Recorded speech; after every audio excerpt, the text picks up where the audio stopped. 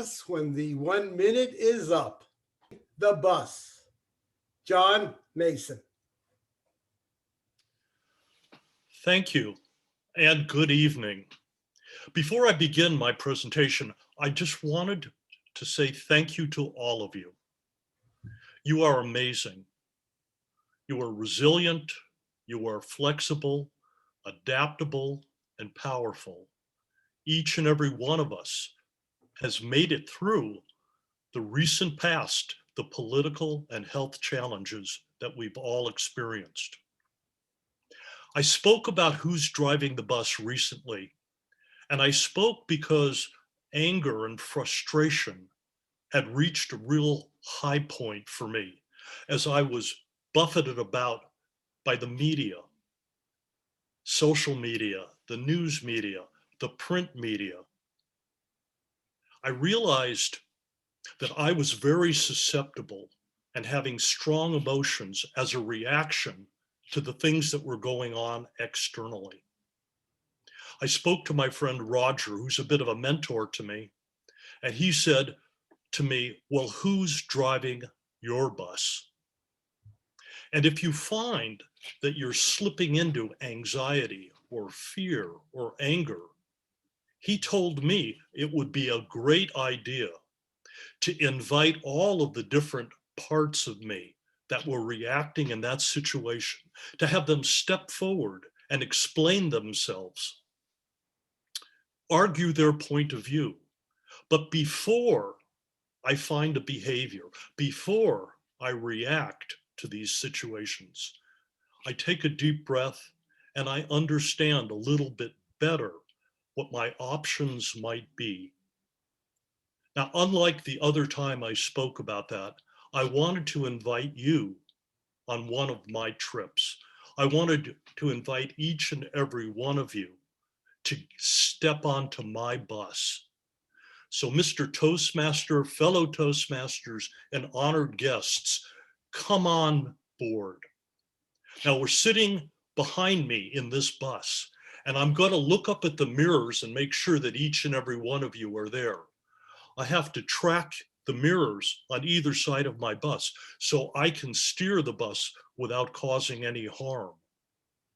If you see me looking from side to side, it's because I want to pay attention because I am responsible for my behaviors. I am responsible for my actions. So as you're sitting there, I'm going to have you join me in October of 2003. I had just celebrated my 19th year of marriage. My wife and I have been referred to an OBGYN surgeon. She had been complaining for about 9 months about bloating and upsets, and her doctor has ignored her as much as possible until she finally got an ultrasound, dropped my wife like a hot potato, and sent us to the surgeon. We walked into that office. We didn't have a relationship with this doctor.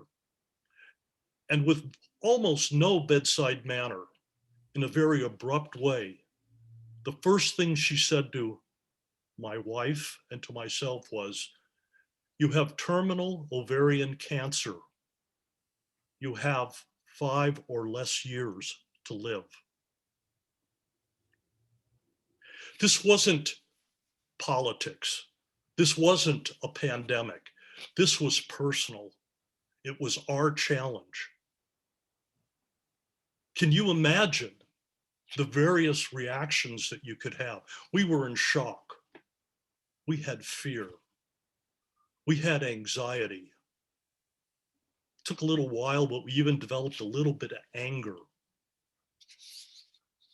We gathered the forces. We circled the wagons. We had to support one another. We had to make it through this situation. One of the things that happens when you get news like that is that there's sadness.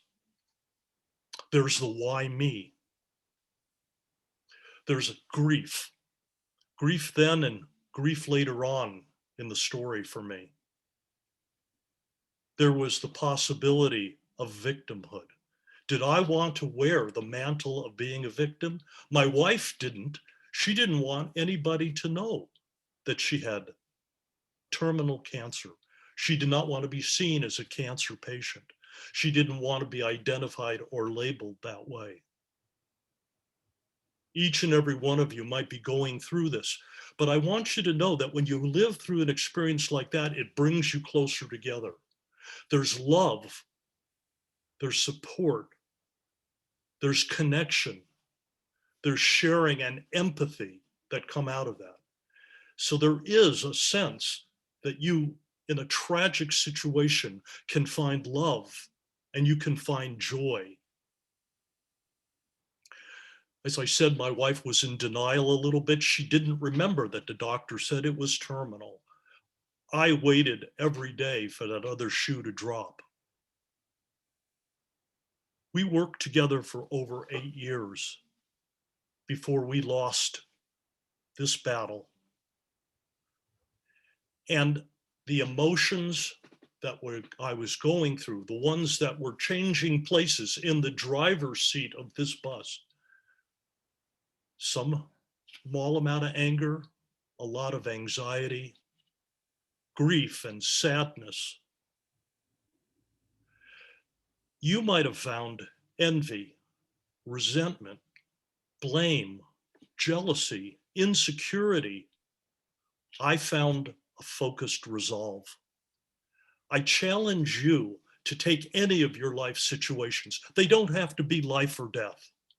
They don't have to be losing a partner of nearly 28 years. But you can examine the different features. You can be aware and conscious of what you're going through and how, the options you have when you react, when you respond, and when you take responsibility for your life. My red light is on. It's time for us to get off this bus.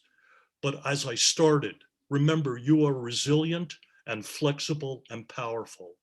You will find a way of making the best of a difficult situation. I challenge you. Thank you. Thank you very much.